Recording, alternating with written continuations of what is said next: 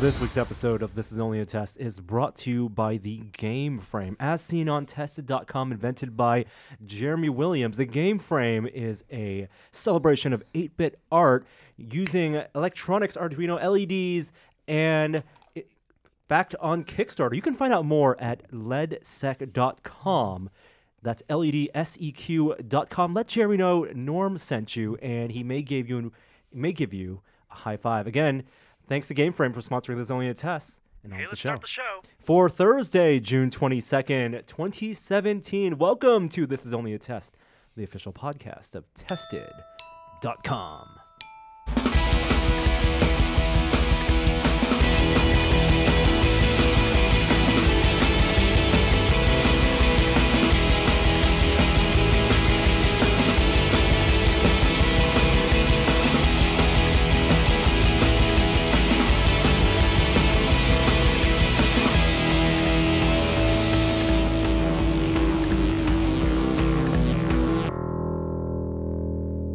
Guess who's back?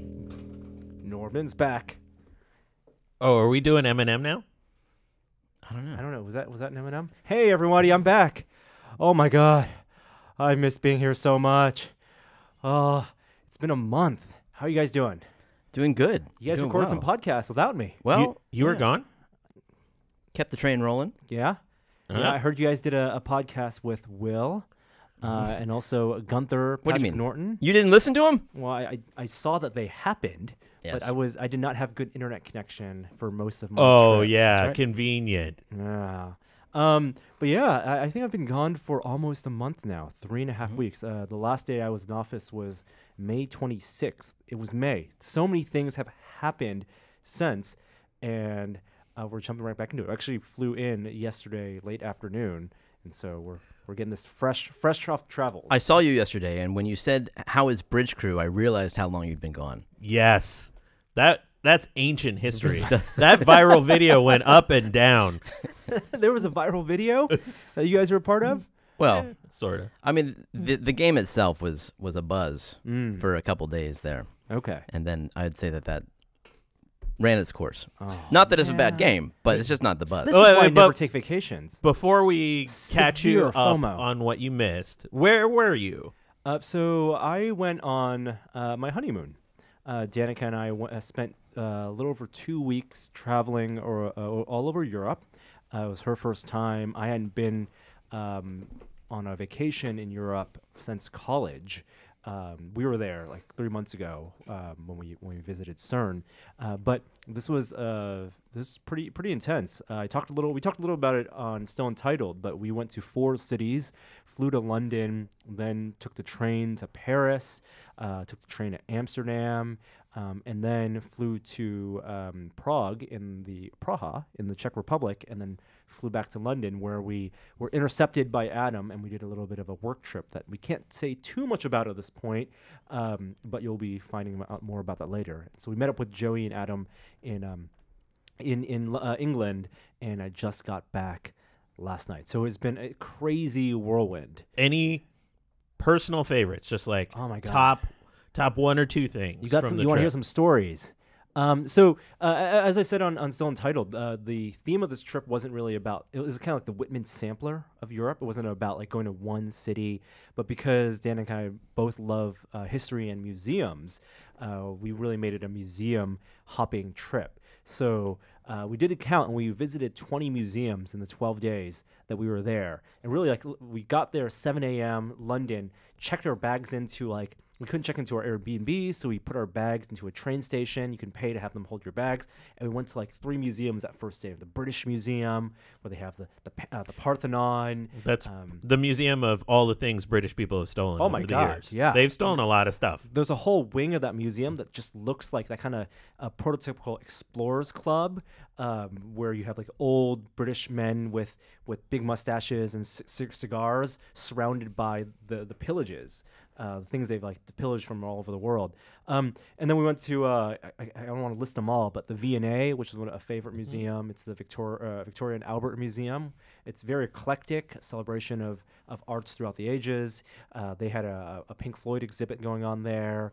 Like next to an exhibit about fashion, they had giant Raphael cartoons, not Ninja Turtles. Raphael, the painter, his sketches and his drawings. I was more into it with the Ninja Turtle thing. There's a big science museum there that had a great exhibit on robots. Went to the film museum, which had an exhibit on James Bond cars. Tell me about the exhibit on robots. What do you mean? The science museum there was really neat. It was like their version of the Exploratorium. And so they had a whole section on miniatures, like miniature train models, a whole section on space, which they had one of their capsules. They had a really bad lander mock-up, LEM, that was not quite life-size, some decent spacesuits, and they had one of the Soyuz capsules that their most recent astronaut came back in. But they had a special exhibit on robots through the ages, from automata to modern day, and they had like custom, like, you know, those robots you see on YouTube that Japanese inventors make that have like silicone skin, and they try to they had a couple of those. So not science fiction robots. No, real world robots. Wow. But in terms of science fiction, so we actually stopped back in London like 3 times. We went to London, started off in London, went around Europe, came back to London, and then there was this exhibit that, like, probably my favorite exhibit in the whole trip, was at the Barbican Center, and this was called Into the Unknown, and it opened like first week of June, so it wasn't there on our first days there, but we got back and it was open, and it was a exhibit about the history of science fiction. Heck yeah. And it wasn't science fiction in all its forms, in literary form, in popular culture, in kids genre. There was short video clips. They had props, costumes, miniatures. Where did they start that timeline? They started back 200 years ago, basically, with Jules Verne, and they had like original sketches, like sketches from books that he would come out, and they had models inspired by Jules Verne stories. They had Willis O'Brien sketches for King Kong, like some old stop motion puppets. And they also had things like, we saw this wall of like advertisements from the 60s that were inspired by science fiction, like the computer age, like Boeing ads and industrial ads. And I was like, oh, this is something our friend Megan Pralinger would love, because it's exactly up her alley, this mixture of commercial art and science fiction. And it turned out that whole wall was curated by her. I'm actually leaving for London in a week. You gotta go. I totally put that on my list after seeing the pictures. It was reminiscent of that exhibit we went to in Paris too. Some of those big figures. So, except it seems like a larger overall exhibit. So I'm super excited. Yeah. The one I'll say, those were again small sampling of museums, and I don't want to go into like every museum. The Louvre was, great. The Musée d'Orsay. Went back to the Museum of Design and Arts and Crafts in Paris. The 2 best things we did. My favorite thing I did was we were in Prague, and there's a castle in Prague where you can see it. Prague, it just looks like Disneyland. Like, you see in the distance the design of like Cinderella's castle or Snow White's castle, spires and the big cathedrals. It's like, that's real. And you can walk up to all those buildings, and it looks like a Disney princess or prince's castle. And in their big one, Prague Castle, you walk in, and they have a bunch of different exhibits, like museum stuff. And then off to the side, one of their UNESCO heritage things that they celebrate, is falconry. And so on this lawn that was basically maybe like 30 feet by 15 feet, like right off the side, on this lawn, were like a dozen falcons and birds, like just sitting on branches, just chilling out, with a falconer monitoring them. And we take pictures of them, and I was like, "Oh my God, these are amazing! They're like gorgeous." The full leather glove, like all outfitted. Like they were just sitting on branches, literally on the ground or on a tree. But it wasn't protected. There wasn't any screens or anything. They were just literally sitting there. And I was like, "Oh, these are gorgeous! I want to photograph them." Like, it's a crazy looking owl. And then the falconer came up and said, "Do you want to hold one?" I'm like, "What? I can hold this?" And like, yeah, it'll be $5. Like, it'll be the equivalent of $5 US. I'm like, $5 US to hold a falcon, a golden eagle? Yes, I'll hold 3 of them. And so I held a giant, like a 15-pound golden eagle, and wearing the leather glove. They blindfolded the eagle, and then a giant owl that's like the owl from Harry Potter.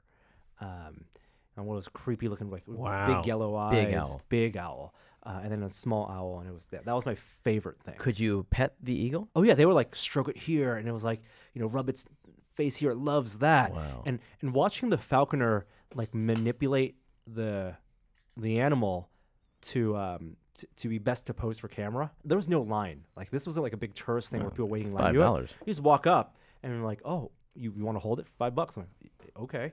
And they would like blind the owl, and so the owl would turn its head and face the camera. They would like do things to manipulate it, and they would turn around. And part of me felt like, is it exploitative of the creatures? But apparently, it's a totally legit UNESCO heritage thing. So it's one of Prague's, one of the Czech Republic's big.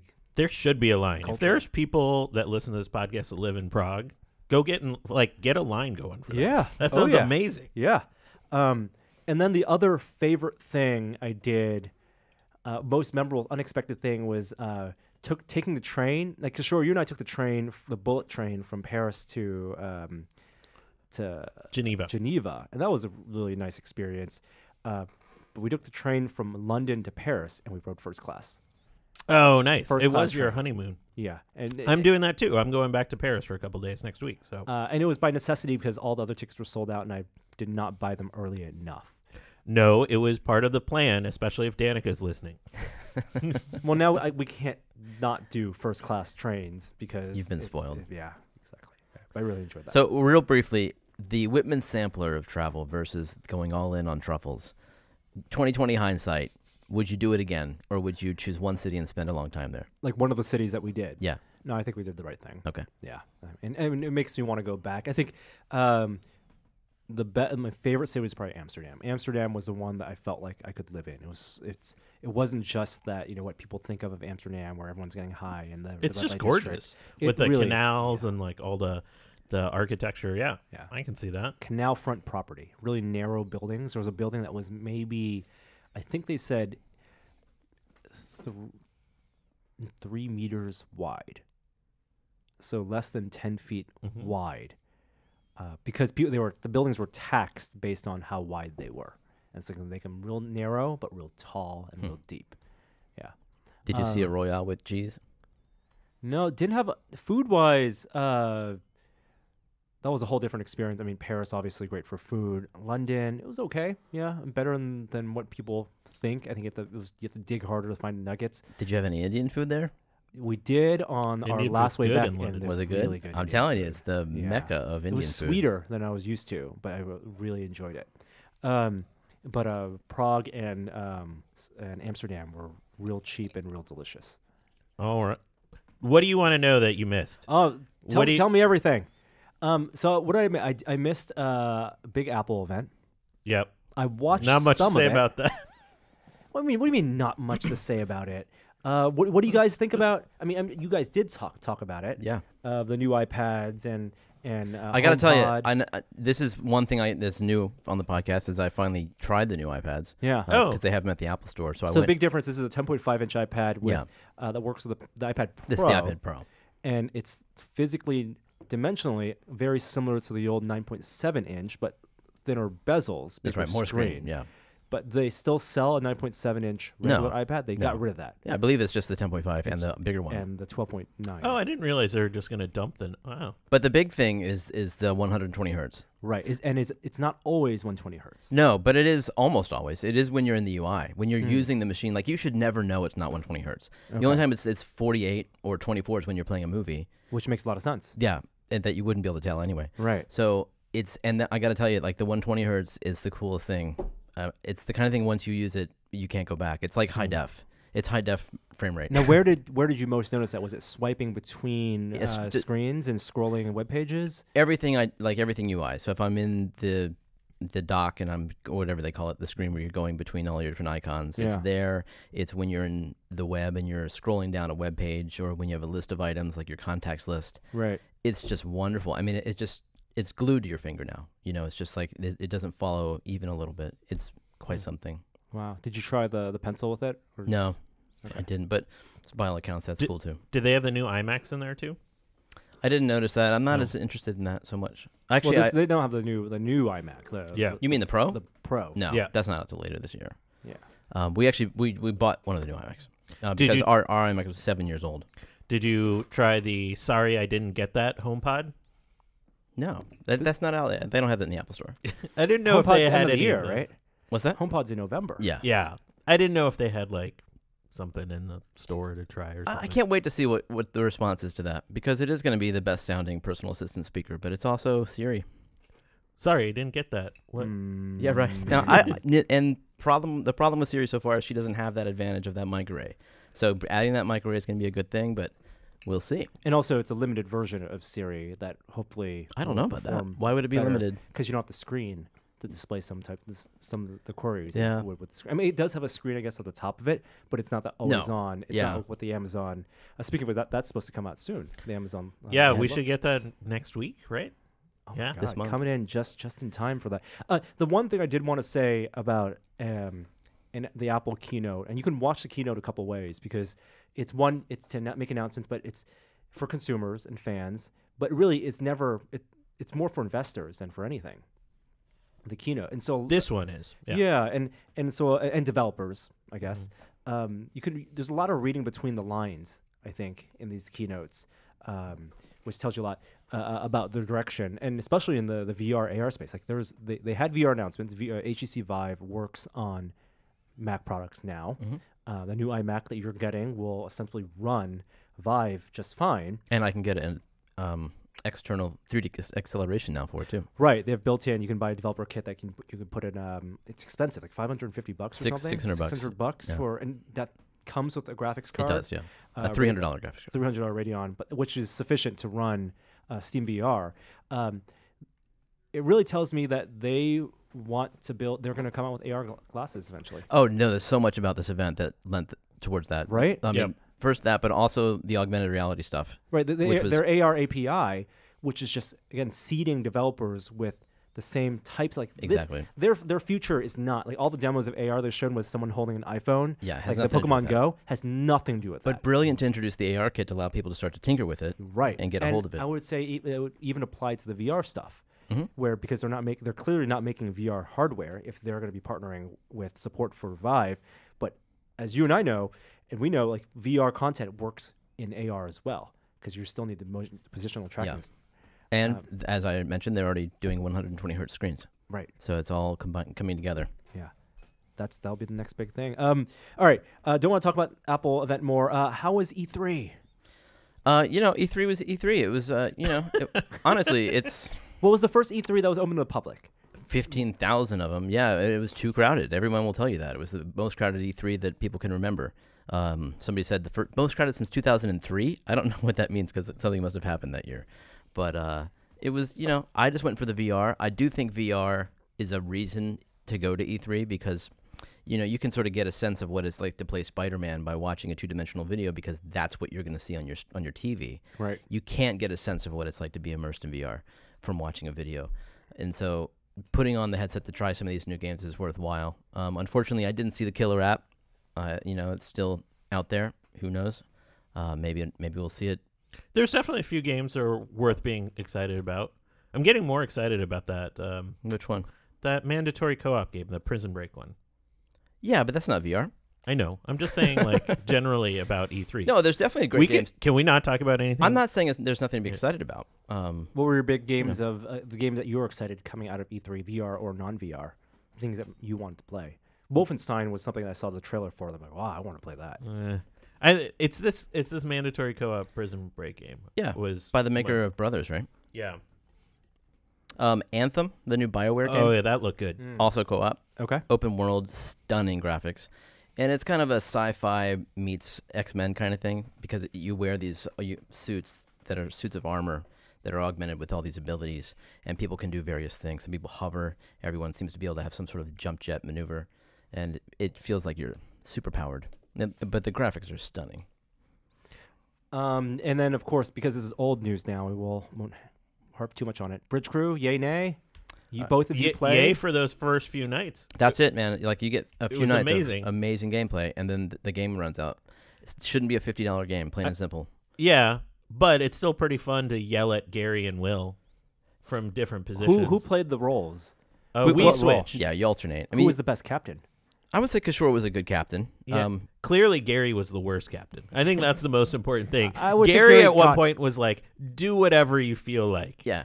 Wow. Gary's a little hands-off. Not hands-off, but he relies on the various crew members to have good instincts of their own. When each of you were captains, did you pull a persona from Star Trek canon that you imitated? No. Was someone a Kirk, a Picard? No, but that said, Janeway? like you're your own captain. Like it's not, you don't just step into the captain's role without a sense of responsibility. Mm-hmm. You have to go on there, and it's up to you whether that mission is successful or failure. Right. No matter what crew you have, you take that responsibility, and you do feel that, which is the fun thing about that game. Now, here's the other thing: when you're playing it, do you play it as if, in the mindset? I don't know how the game is structured. Is it? Do you think of it as like a training academy, a Starfleet Academy experience? Like everyone is really a cadet. Maybe that first training mission, but outside of that, no.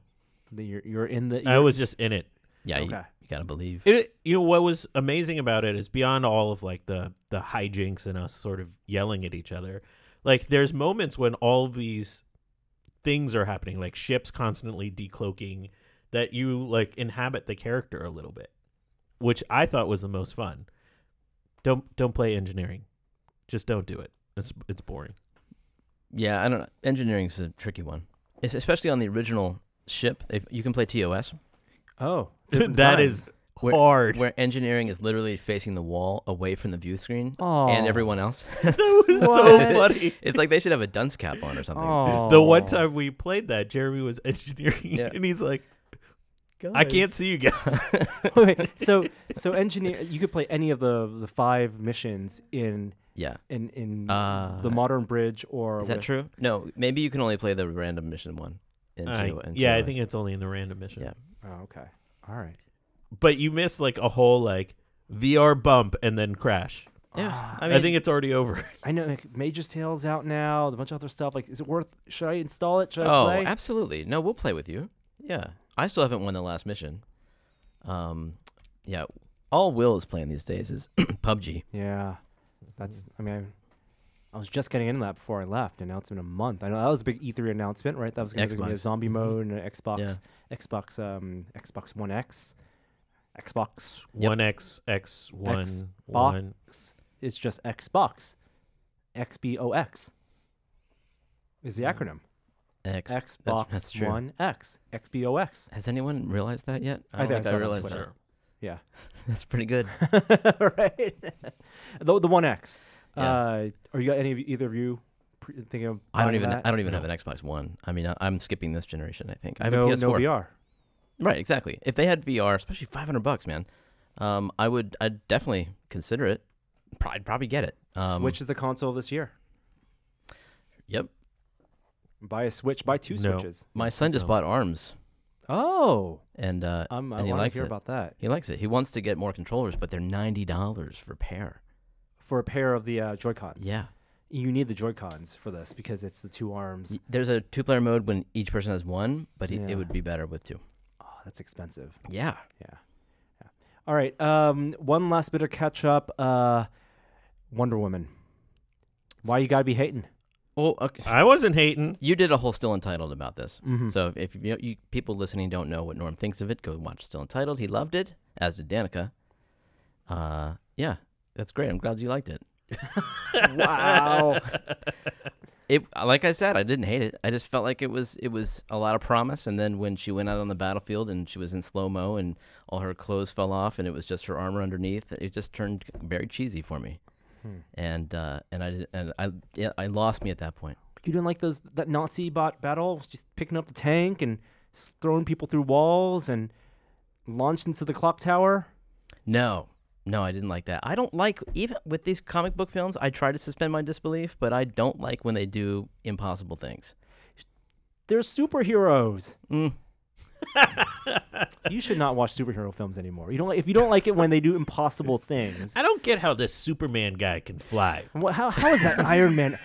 Where does his pee go when he's wearing the suit? Okay. Hey. It's my opinion. I'm entitled to it. All right. Man, now I'm gonna think about how Iron Man pees. Yeah. Thanks, Norm. That was a plot point of the long-forgotten Iron Man 2 when he's drunk at the party. He says number one question asked of him is where does he pee, and then he urinates on the spot. See, now I have to remember terribly Iron Man written. time. Exactly.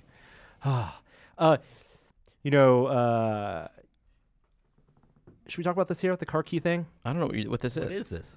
Yesterday, Jeremy, we went to an event yesterday. We went to a VR event. We'll talk about it in the VR minute. Wait, you landed and then you're like, got off the plane. You're like, I need to go to a VR event. He came, picked up his dog, and then went to a VR event. Yep. All right. Dedication. And, Respect. We needed a car unlocked, and I said, put the key to your head. Oh, this make sure it thing. goes to the range. It goes farther. Yeah. Yes. God. Jeremy Yes. did not believe it. He was laughing at me. I'm It going to does. need Snopes to look into this. No, it's legit. If you have a car key, if you have car keys and you put the car key touch to your skull Why when you your press skull? unlock, Why your skull? because it acts as an antenna. Why your skull? Why doesn't your finger act as an antenna? I don't know. Ugh.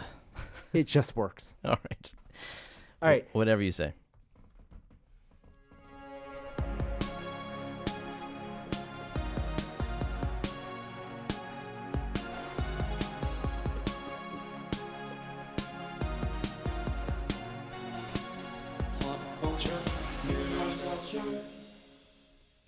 I got a bad feeling about this. Oh, yeah. So the big pop culture and movie news as of yesterday is that the directors of the Han Solo film, standalone film, have now departed the film. Supposedly they were fired on set. Chris Miller, Phil Lord, is that the word now? Well, like they were fired in the middle of a shoot. Yeah. They were there. That's the idea, is that they were, Kathleen Kennedy and Lawrence Kasdan were watching the dailies and were pretty unhappy with the tone. Like they felt like it wasn't very Star Wars. Asked them to change it, and they refused. And it was too much 22 Jump Street Lego movie. I think the How I Met Your Mother? song is where they lost him. Yeah. Tegan, Sarah jumping in. the musical number? Yeah. The Everything is Awesome Han Solo edition. Everything is Jawa. But I have no idea what that means. I guess we may never really know, we'll probably depending on reshoots. This is a pretty public dismissal. I mean, Yeah. and it's not the first time that Star Wars Lucasfilm has dismissed a director from directing a film. Originally, the director of Episode 9 was supposed to be the guy who directed Fantastic Four and Chronicle, and then he was removed, and then they brought in before shooting. Yeah, production. Yeah, mid-movie. Don't know. I mean, this is very, very public, and those are high-profile directors. They're beloved. And the film is due to release in a year, May 2018. Well, the film does have a new director now. It's been announced that Ron Howard is stepping in. Now, what does that mean? That means Kathleen had this set up. No, I don't think so. There's no way you fire and then you call Ron Howard and say, Well- are you available to come for the next several months to direct a film? Well, I'm sure she had it set up for the last week or two. Yes, Yeah, or before she fired the directors. It's like Game of Thrones. Maybe. Right? That's the only way I imagine this happening. The other, I think the Ron Howard thing's great. He's sort of down the middle when it comes to that. But they're gonna tell a story, right? How long can their NDA be on what happened? Forever. Because I think forever. Oh, you think so? I do. Yeah, I mean, if talking to Gary is anything, he won't say anything ever. If they ever want work Wow. with Disney, Because I Again. think there's also some rumor that they were asked to resign or quit, and they refused. They wanted this public firing. Oh, interesting. and which is it's I think they're right, because again, these aren't nobodies. Phil Miller and Chris Lord are very accomplished writers and directors with a big fan base. Now, of course, Star Wars will carry on, and I don't think the film, it reminds me of the Edgar Wright dismissal, when Edgar Wright left because of creative differences for Ant-Man, and they brought in Peyton Reed to finish Ant-Man. Ant-Man ended up being fine, but we all wanted to see the Edgar Wright version of Ant-Man that we'll never get to see. We saw hints of that in the finished film, but not cut into a way that we think of traditionally as an Edgar Wright piece. And I think we're going to get the same with this. So you think it'll be okay? I think it will be okay. I mean, Lawrence Kasdan is writing it with his son. He's fully all in Star Wars. He has the pedigree there. Ron Howard is definitely a capable and accomplished director. But anytime you're changing hands, I think something gets diminished. A vision gets it makes the movie feel more like made by committee than we want to believe. Well, supposedly Rogue One had a lot of reshoots too, like expensive reshoots where a lot was reworked, and that felt finished to me. I was very pleased with Rogue One. I have complete faith in this. I think Ron Howard is an outstanding choice. I can't believe he was available. And well, he was working on Seven Eves. Oh yeah, yeah. So now I'm a little bummed that that's going to be put on hold. I mean, I there's no part of me that wouldn't prefer a Ron Howard version of Star Wars. This is great news. No, like I guess what does Ron Howard Star Wars mean? Yeah, I right? don't get that. It means good storytelling. It means a restrained use of effects, and I think it's very character driven is what he'll focus on. But I always thought the Han Solo film would be the grittier one. That would be the scum and villainy that we were promised. I thought it'd be fun because it's young. Oh. It's all like it's the dashing young Han Solo, all the fun character parts of the character. I don't know. I think the movie is already so far in development. The fact that they've been shooting, they're not going to reshoot the whole thing. Yeah. It's like there's already a course set for the movie. It's the same writer still, so. But a lot can be done with edits and reshoots. It will be. It is what it is. It's unfortunate that there's turmoil on the set, but I bet it happens with plenty of films that we don't hear about, and because it's such a big franchise, it's just making big news right now. You want to do some quick hitters before we get to tech news? Yeah, let's run through some pop culture. We got Voltron season 3 trailer drop. It's not a public trailer, but people have seen it. And well, you've seen it, right? No, that thing that you showed was the thing that's on the internet was a joke they dropped at WonderCon. No, there's another one. There's another one that's out? There's another one. You're talking about the chicken thing. Yeah. Yeah. The cow thing, yeah. Sorry. Yeah. There's another one. It doesn't show much. Yeah. But I'm just excited because not only is there a commitment to one more season, there's a commitment to like 4 more seasons. Oh, really? Yes. Oh, I didn't hear that. That's great. Yeah. It's I want to say that they've committed to an X number of episodes, which if you did The Division is like 4 more seasons. Yeah, 6-season commitment. Have you watched this yet, Norm? No, I still haven't seen Voltron. It's worth it. I know. It's so good. No, it's so good, dude. I know that and the Guillermo, the Troll Hunters. I want to see that. Troll Hunters is good too. Too much good stuff. I haven't seen 3 weeks of Silicon Valley and Veep. Even if you just even if you put Voltron in the background visually, it's just one of the most beautiful cartoons you'll ever see. It honestly is just visually. Yeah, don't get stuck in remembering how the old Voltron looked. Okay. This looks good. Yeah, I don't understand how they can make such beautiful cartoons. So while you were gone, Tom Hardy was announced as the new Venom in a standalone film. What? Tom Hardy's going to be Venom? Mm-hmm. I like that. And then I like this a lot. It just got announced that the main villain for him in that film will be Carnage, who is another symbiote character. Of course. And this will be part of Claddy, who's a prisoner, insane sort of prisoner, who has a very nasty streak in him. This must be their Deadpool anti-hero movie. I mean, different tone than Deadpool, but yeah. Wow. And this is all part of a Spider-Man shared universe, 3 movies. They're doing this and a third movie, Sinister Six or something. We don't know about Sinister Six, but I mean, I would assume that's where it's going. I think we'll get a lot of clues in Spider-Man Homecoming. Yeah.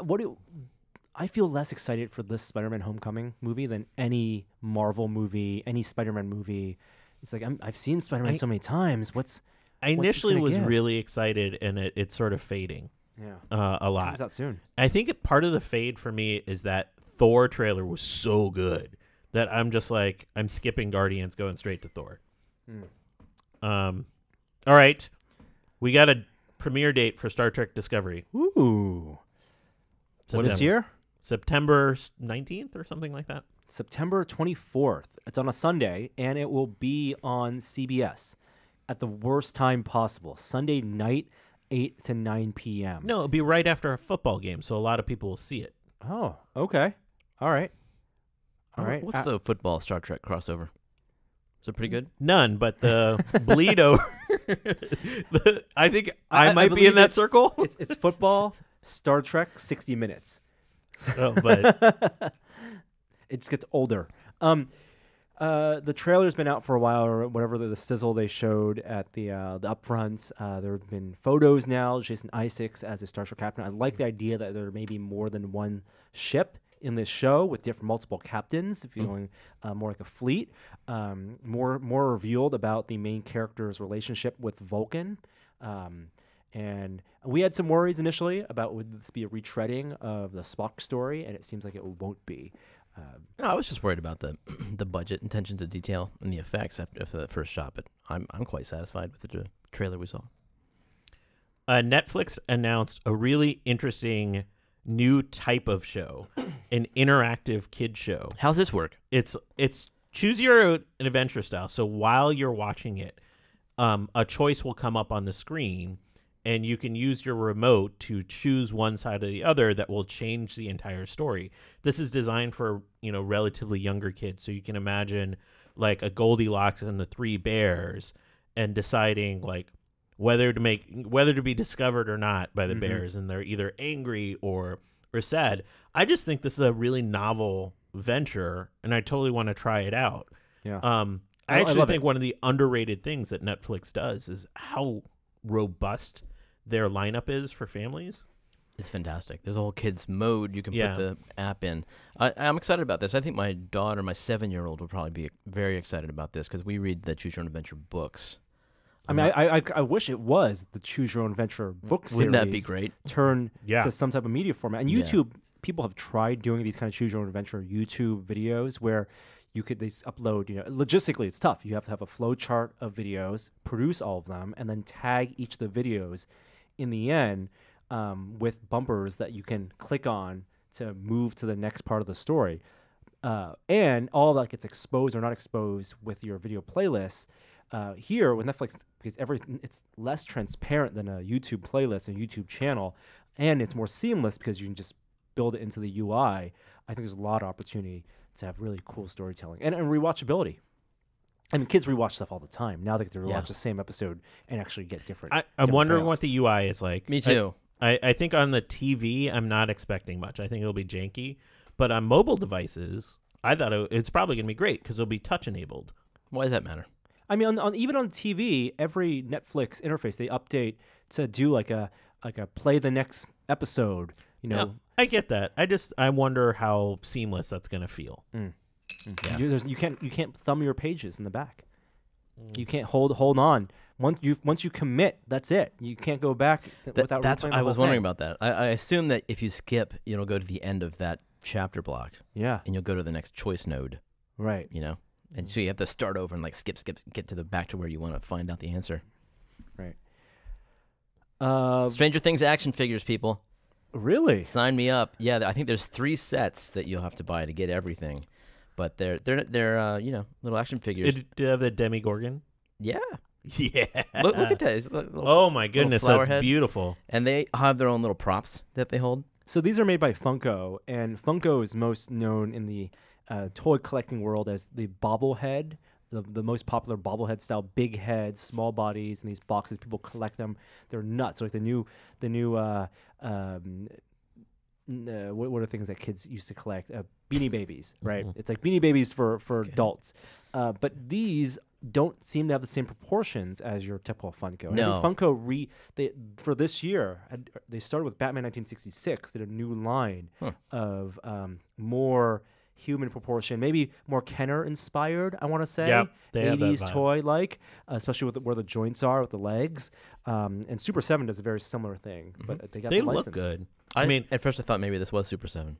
11 holding an Eggo. Isn't that great? That's great. Now I wonder, they must have licensed that, right? Or maybe she doesn't have the actual box, so it's just it's an anonymous waffle. Generic waffle. Generic waffle. Norm, I have one thing you'll be excited about. Another trailer for Game of Thrones. I've stopped watching them.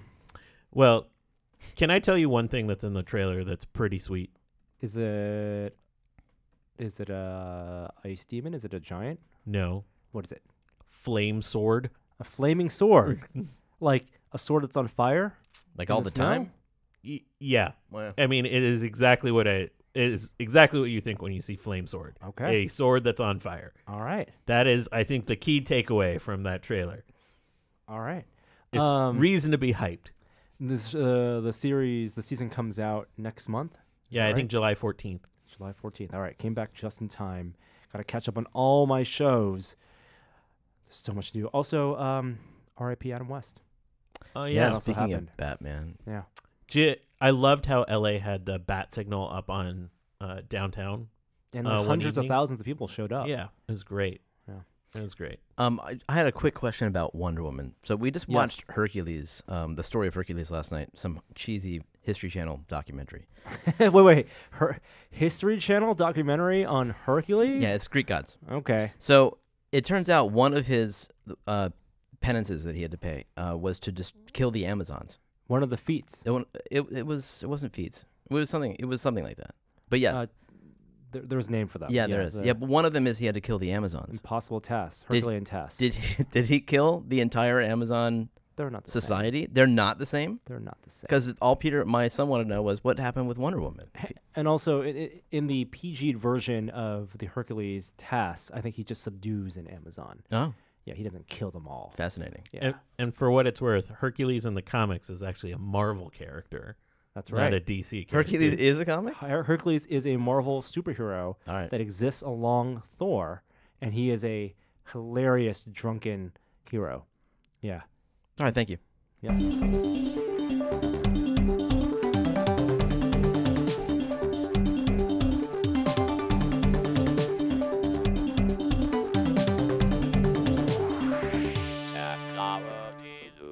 Hey, are either of you looking for a job? Because one just opened up. It is a really highly valued company looking for some cultural change. Yes. I think the requirement is that you don't treat your employees well. Maybe you don't treat women the best. No.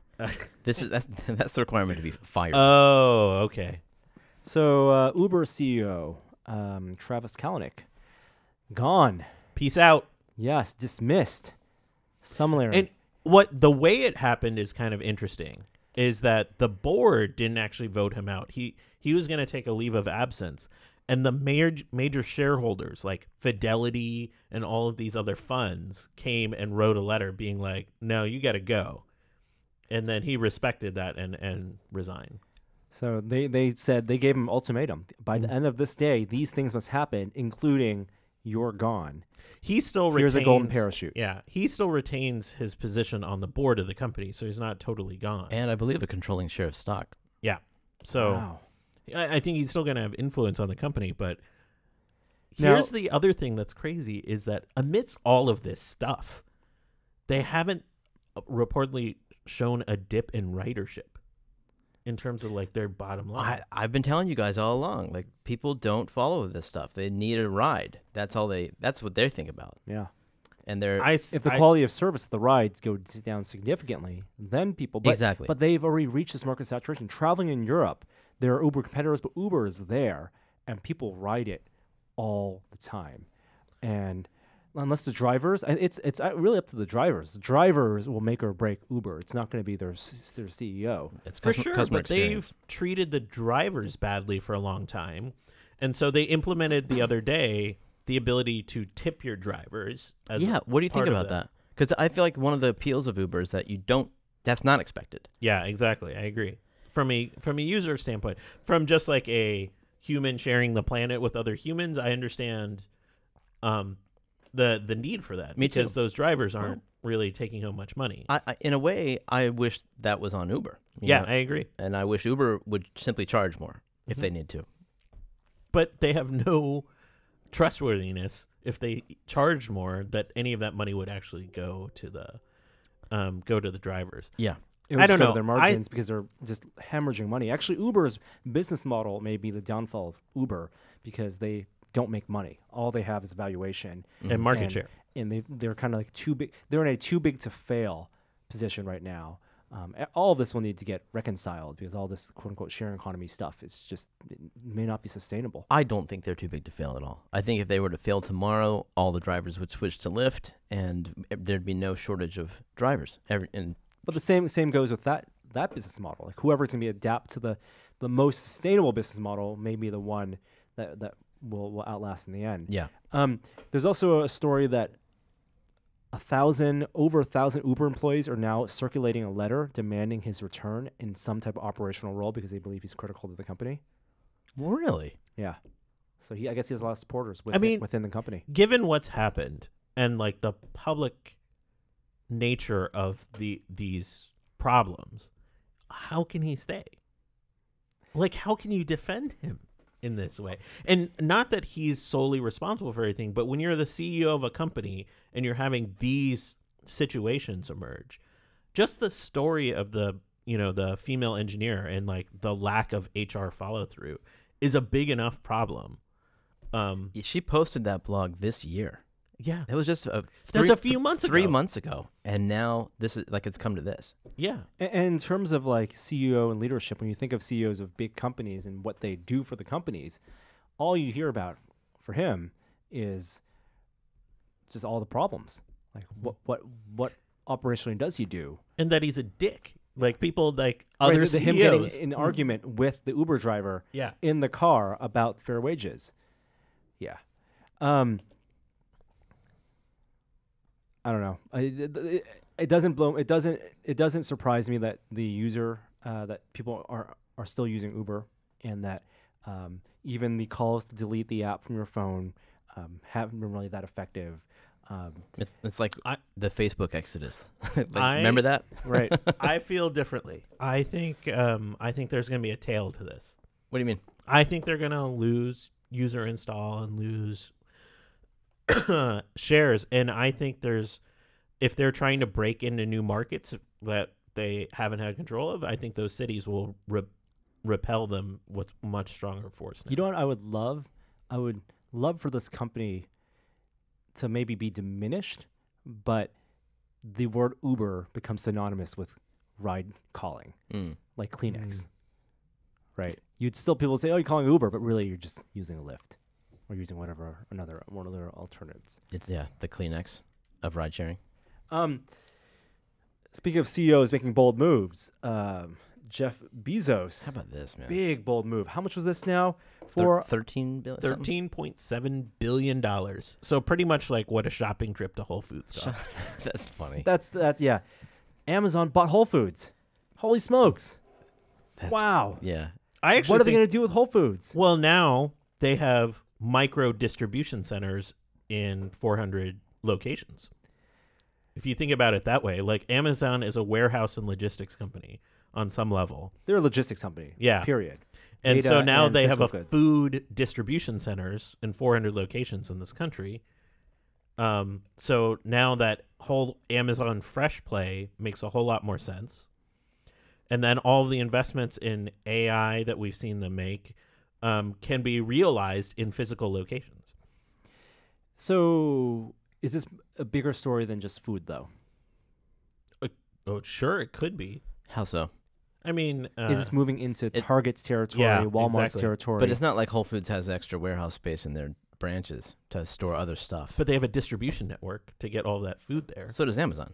Yeah, but this distribution of food is a slightly different logistical ball game than distributing what Amazon has done.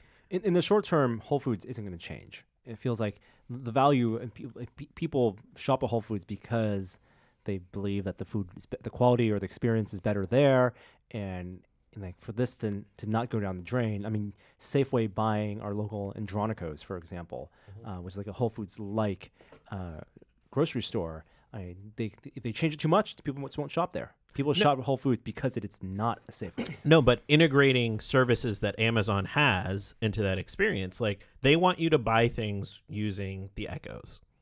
Right. And I've been very resistant to buying toilet paper and all of those other things. They want you to either with the dash buttons or through voice.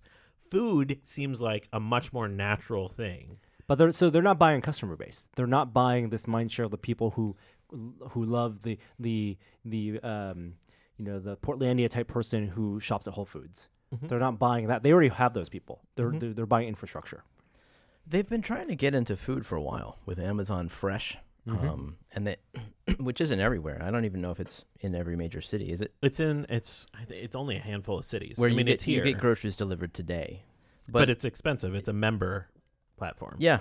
But Whole Foods is expensive too. So maybe this is just an extension of that. Is it potentially to be a food delivery service? Sure, but couldn't you also see Whole Foods switching to more of a Target feel inside? I mean, they're not going to change it dramatically. I don't think so. But so much more. You mean they would open up bigger stores, obviously, or add more diverse products? What is okay? Let's project 5 years from now. What is the grocery shopping experience that you think Amazon wants for you and me, who has an Amazon Prime account but still wants to go maybe or maybe not go to a grocery store to buy, or maybe currently shops occasionally at Whole Foods? What is that ideal experience for us 5 years from now?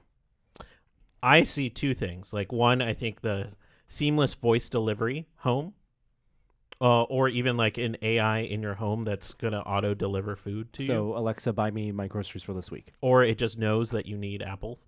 Okay. Or whatever it is. Okay. I think that's one part. I think we saw the vision that they're really trying to sell too in that Amazon grocery video with the no cashier AI enabled store that you tap in as you walk in, pick up your stuff and leave. No cashiers. You have your magic shopping wand?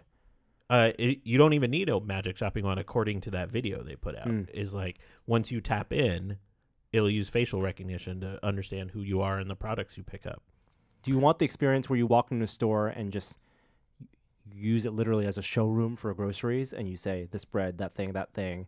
You don't put anything in carts, and then I think you drive home and it's there. The whole concept of going to the grocery store, I think, is an old-fashioned idea that in 5 years will potentially be something that is completely optional.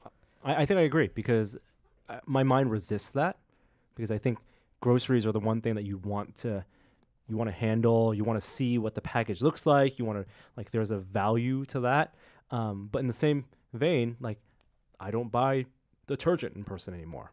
It's the produce I'm concerned about. Like, how do the robots know how to pick a mango? I want one. And how do they know if I want it ripe or not ripe? Maybe I'm eating it today. Maybe I'm eating it in a Well, the wages they pay some of those people to do it, they'll essentially be robots. There is going to be automation. I think if I worked at Whole Foods, I'd be concerned. I mean, generally, the automation that's coming is concerning for a lot of people in a lot of fields, but I feel like that's where Amazon is definitely going. Universal income. I mean, some people are saying the Amazon wants to become Walmart faster than Walmart can become Amazon. And Walmart has been buying up e-retailers and big brands. They even bought, that men's designer company this week, Bonobos. Yes, yeah, and ModCloth, and they bought the what was that retailer with the purple collar? Purple collar? Their company ID was all purple. What was it? All right, it's all right. The one that Kumail helped promote. Oh, Jet lag. Jet.com. Yes, a little bit of jet lag.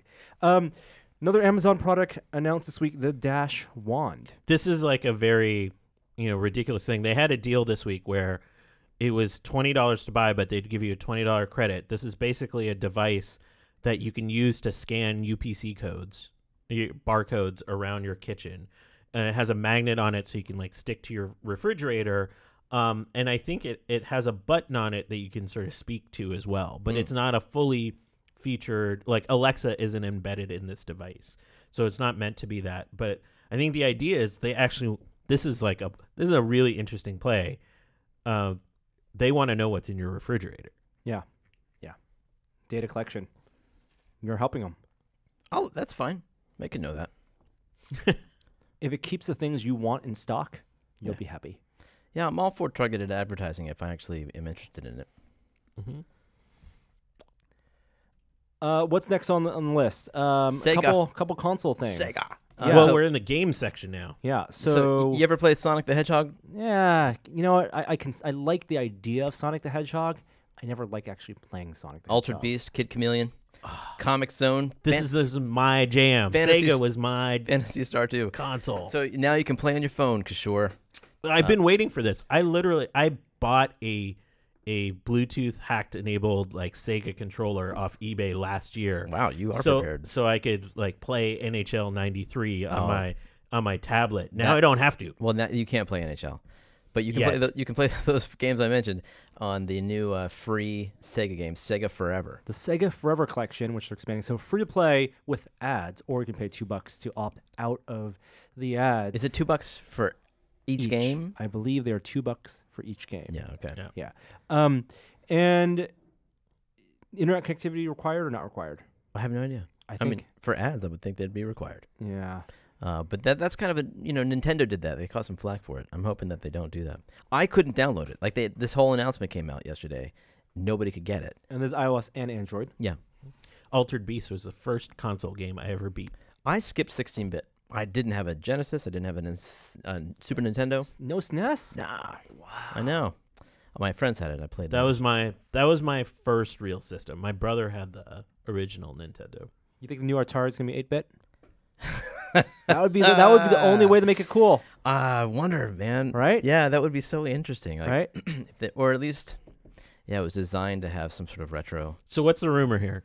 Well, I don't know. There's a few things. Like at around E3 time, there's a company that has actually made a new 2600 that you plug the old carts in, has HDMI out, and you can play Combat on your HD TV. Like, I thought that was what that whole Atari teaser was, but apparently not. Apparently Atari is making a brand new console. We don't know much about it besides the fact that it will have wood paneling.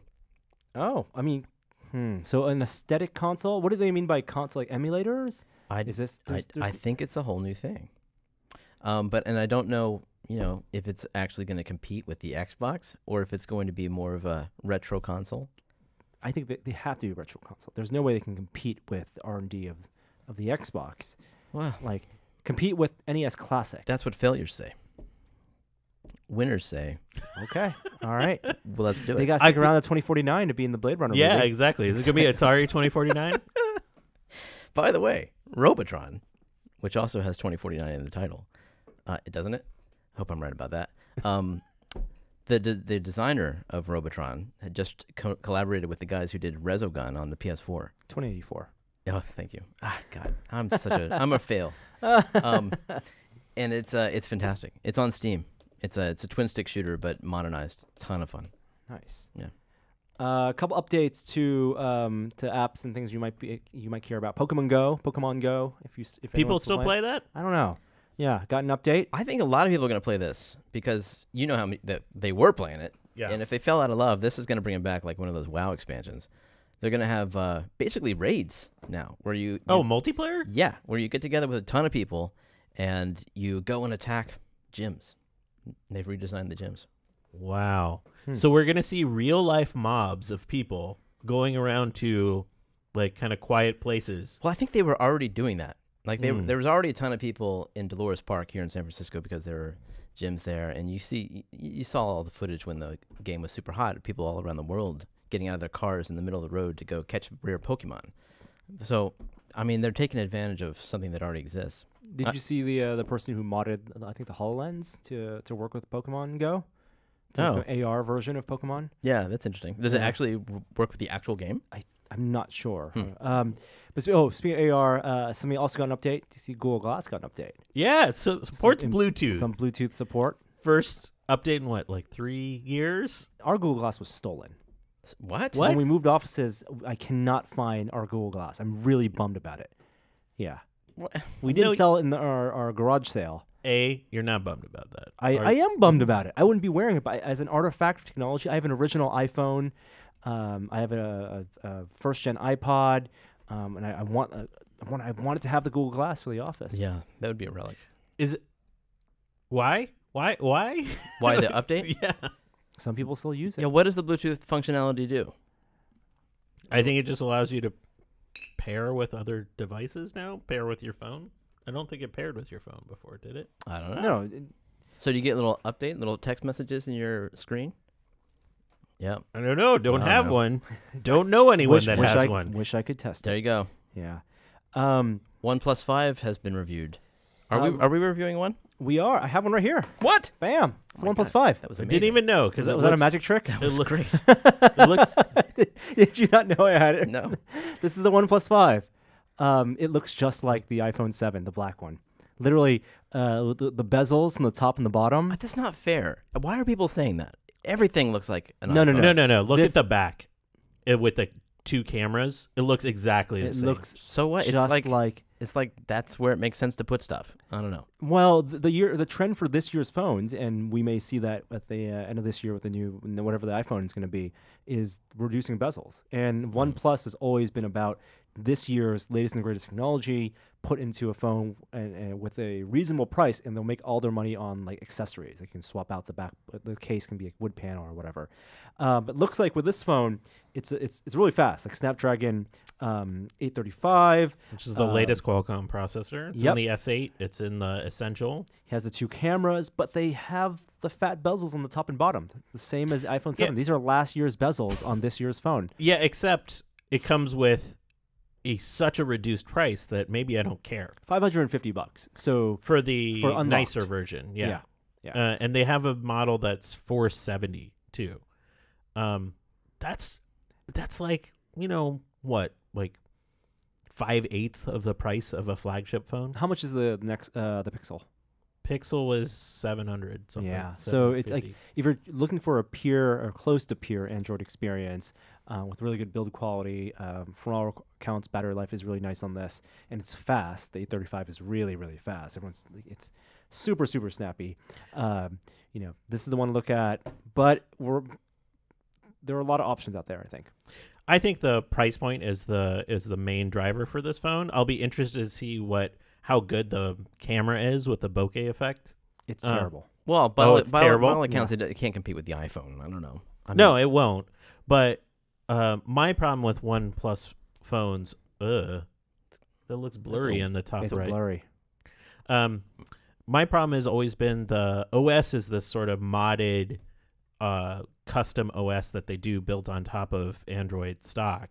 And the updates on that have been always super inconsistent. So that's always been my fear with the OnePlus phones. Right. I love, one little thing that's funny is they skipped OnePlus 4 and went to OnePlus 5 because 4 is an unlucky number in China. Oh, that's 4 means interesting. death. Whoa. 4 sound the word for 4 sounds like sounds like dying.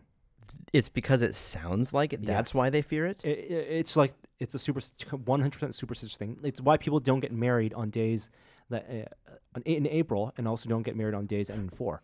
In the same vein, that's why 8 is lucky, because the number 8 sounds like fortune. Wow. Yeah, 4 is bad, 8 is good. They're big into homonyms there. Yes, they also like the other OnePlus phones have this is 2 nano SIMs. Now, speaking of SIM cards, this is something that was interesting to me because I was traveling recently, as of yesterday, and I was using Verizon, right? So I switched to Verizon mostly because Verizon now offers unlimited again, and they have a really great travel plan. You pay $20 a day, and you get your existing plan overseas. You can get unlimited data overseas, LTE, whatever, for $20 a day, which I think is a really good deal compared to what AT&T offers. But I read a really good story on The Verge about if you have Google Fi, right, which you need a Nexus phone or a Pixel phone to use, right? And are you still on Google Fi, Kishore? Yeah, I'm on Project Fi. You pay $40. I mean, you prepay for a certain amount of data. So I pay basically $40 a month, $10 for the service, $10 a gig, and I prepay for 3 gigs of data transfer, which is about my typical usage. Right, and then it's $10 per gig after that, right? But a little known feature for Project Fi is you have to pay that $10 base fee for phone. Yeah. That you can add additional devices onto your plan by getting another SIM. Oh, what? A device-only SIM, and that works with the iPad or an Android tablet, and it shares your pool of data. So here's a proposition for you, Kishore. And again, if it only really matters if you have an iPad with LTE, which uses a SIM, or if you have a Surface with LTE or something. But you can get people to as opposed to adding $20 a month for additional device, the SIM is free. Put the SIM on your tablet, and you get data, Google Fi data on your tablet at $10 per gig. That's pretty great. I like that. So I may offer to jump in on and see if you can get a SIM, and then I'll pay per gig, $10 per gig to you to get in on your Google Fi. Done. One quick shout out. I was traveling a couple weeks ago, and I was flying through the Minnesota airport. Project Fi had set up like this big booth. They'd be like, did you forget anything? Just scan your phone, and if you're a Project Fi member, you get some free something. And it was like, walked away with like a free USB-C cable. They just set up some booth that was like, walk away with some free thing for being a member. Perks in the club. Yeah. Wow. I kind of dig it. That's pretty great. In Minnesota. I was in an airport, so I mean, people are, that's a kind of a good place where people forget stuff. Last week. What up? You said, Jeremy, that your Glowforge had shipped. Did I mention that on the cast? Yeah. Yeah, so that's good. I'm excited about that because they have they're starting to roll them out. Yep, production units. I can't wait to get ours. I got my email that said, "Do you want it now?" Because you don't necessarily need to get it now. You can postpone. Why would you want to postpone? You can defer, and they give you reasons to do it. They say, "Look, the fact is we may not have everything perfect for the first batch. Maybe there'll be some adjustments that we make to the assembly process.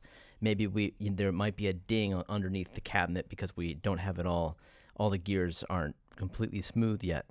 But if you want it fast and early, let us know. We'll send it to you right now." If operationally it's the same as exactly, and the support's the same, there's no reason.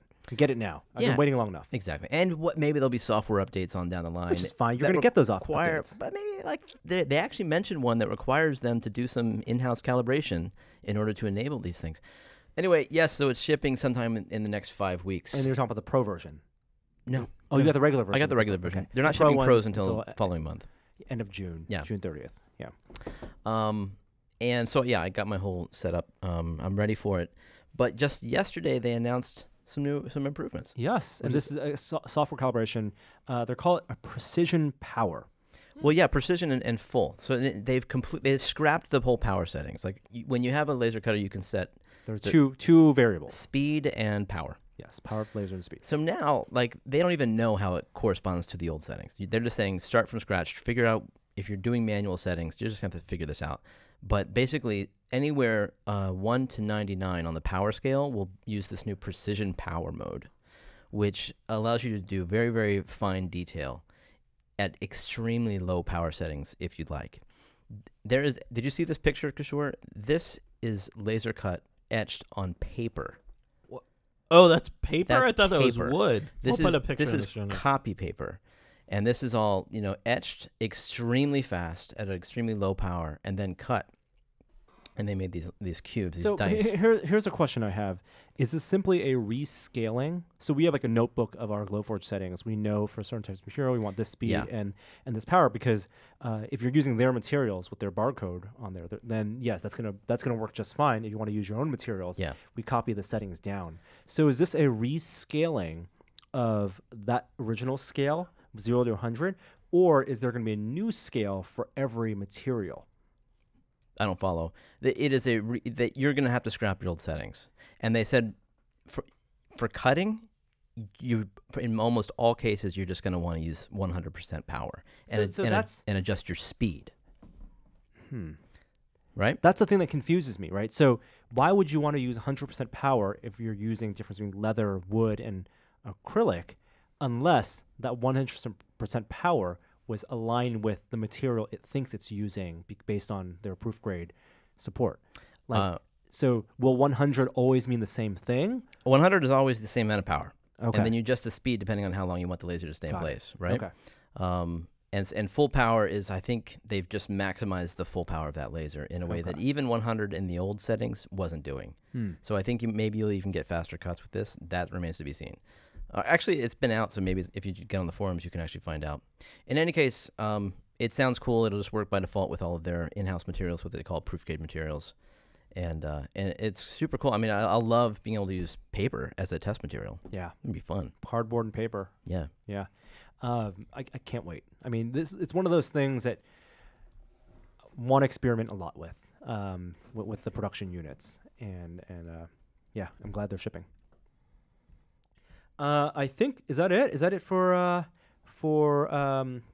tech news? Yeah. Yeah. All right. We can move on. Well, before we move on to our next section, I want to thank the sponsor of this week's episode of This Is Only a Test, and that is once again the Game Frame.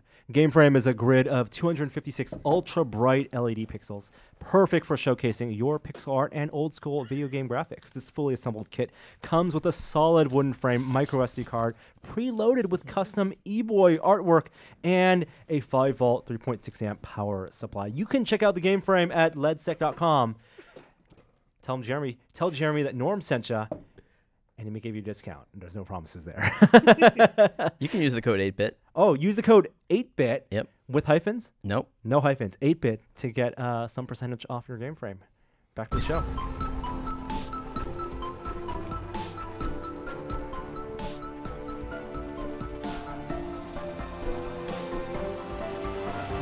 Now it's time for a moment of science.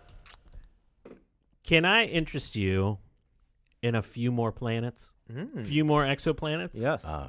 It's Kepler week, and Kepler announced the detection of 219 more exoplanets, 10 of which have very similar, that are in the Goldilocks zone. They're Earth-like and in the habitable zone in terms of how close they are to the star. The interesting thing that we got an update on is some information about some telescopes that are going to be focusing on these new targets. So we'll have more information about these 10 or so Earth-like planets in the next few years. It's exciting.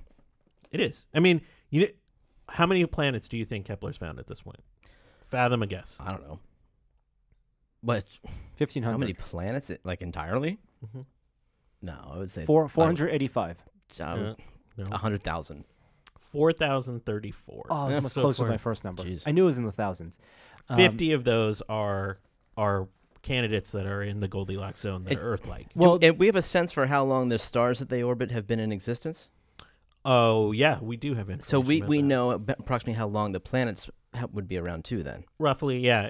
It's not always clear with some of the data I've seen, but they should have some understanding of when the solar system's formed. interesting. So I mean, we can't count the number of extinction events, but you would have the potential for there to be developed life on these planets. Yes, absolutely. That's interesting. That's why we're looking at them. I'm just stating. Now, the way Kepler detects, like, its hardware is locked in, but the way we're interpreting the info is what it's allowing us to ramp up our detection of exoplanets. Yeah, so right now it just uses the transit system to look for when a star crosses, or a planet crosses in front of its star for the slight dimming in luminosity to detect it. And using some of that data, they're able to infer its sort of characteristics by the way the light is going off of that planet to create some spectra. So they know what type of material. And then once they understand that and get an idea of distance away from the star, it can also make some inferences in terms of likelihood of atmosphere, that kind of stuff. It's fun stuff. Yeah, they're just so far away. Yeah, well, space is big. Yeah. That's my one takeaway from all of this. All right. Have you ever watched one of those like David Attenborough style documentaries, Planet Earth, where you see the surge of wildebeest like running across the African Serengeti? Yes. Mm-hmm. And so what's amazing is a study came out this week, tracking what happens as those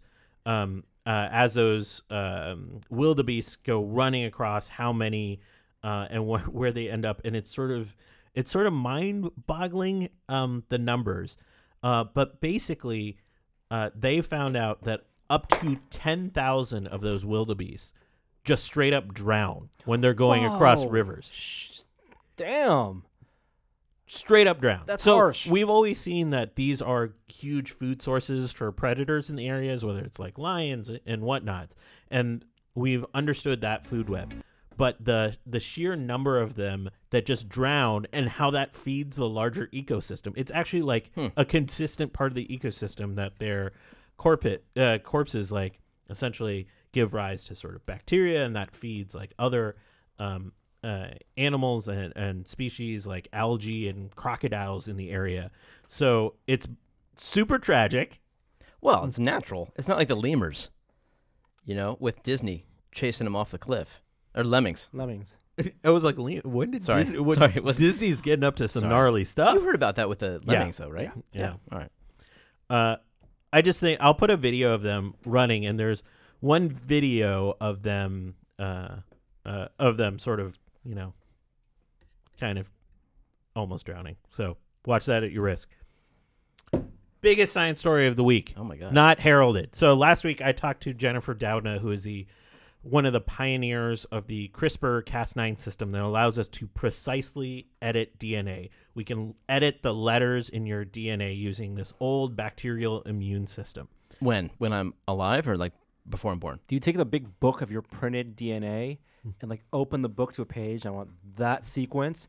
Make that A B. Yes. So right now it's because of the ethical concerns of it, it's not being done in humans. It's being done with human tissue. So some groups have done stuff with embryos and stuff. Okay. As the technology progresses, we're seeing some interesting things. There's a few diseases that have a pure genetic basis. That means like those letters being off change everything. One of those is called Huntington's disease. It's a fatal disease where basically this snippet of code in your DNA gives rise to a protein that attacks the neurons in your brain. So if you're born with this, you're going to die. So what they did is they edited this in mice, and it reversed the disease. It cured it. You mean mice that how old were they? These mice had just been born. I think they were 9 months old. And they somehow genetically engineered them to have Huntington's disease. Well, they had a variant that had Huntington's disease, and they had one that they edited it out of. I see.